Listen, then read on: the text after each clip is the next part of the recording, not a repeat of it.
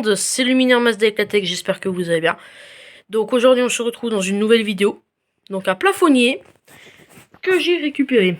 Donc celui-là il venait d'un commissariat de police.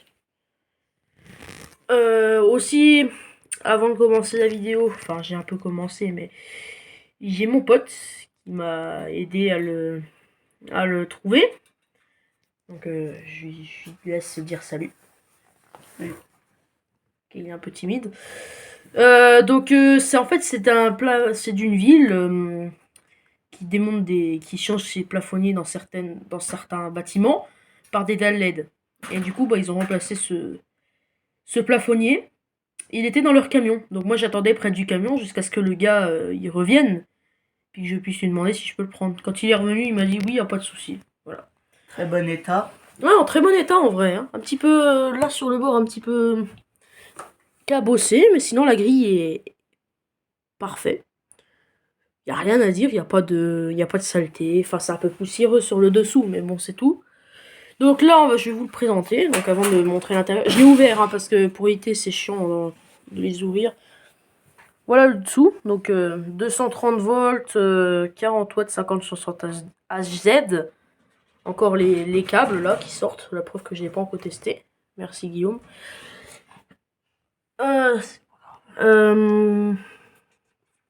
Les côtés, si. Ah. Le dessous est pareil hein, que le dessus. Donc voilà, puis l'autre côté est pareil aussi. Bon bah on va pouvoir le reposer. Donc j'ai déjà ouvert, hein, donc c'est des trucs comme ça se met dedans. Voilà. Attendez, je vais vous montrer le dessous de la grille. Lâche. Voilà. Donc c'est une... Attendez. C'est une Trilux TKNR 3000. C'est une Trilux Atric Plus M73 RCV 418E TW 840. Donc 840, ça c'est... Je sais pas pourquoi ils ont mis ça, parce que c'est la couleur de tube. 220-240 volts, 50-60 Hz, T... 4 fois T26, 18 watts, G13. Donc le ballast, c'est un ballast de marque PAG, Primus. Lampe 3 fois 18 watts, T8. Ou lampe 4 x 18 watts, T8. C'est un ballast PCS183 4LR 01 220-240, donc je pense volts. Tac, 50. Après, les schémas de câblage. Hein. Moi, j'en ai plus besoin maintenant, je les connais. Est-ce qu'il y a une date, quelque chose? Après, déjà, c'est des câbles en 12-13. Non,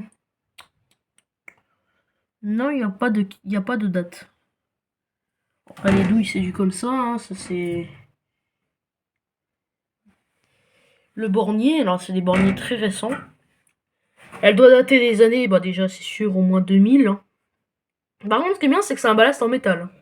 C'est pas du plastique de merde, c'est vraiment du bon métal. Après, comme j'ai jamais testé, ils l'ont remplacé.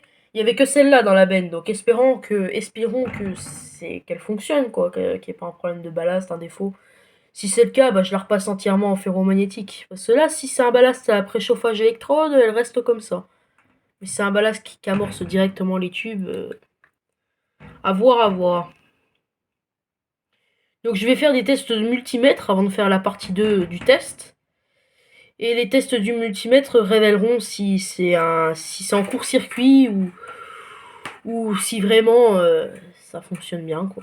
Voilà. Donc si tu as aimé cette petite vidéo, attendez, je fais le plan d'étiquette. Si tu as aimé cette petite vidéo, n'hésite pas à t'abonner, commenter, partager, liker. T'abonner. Ciao.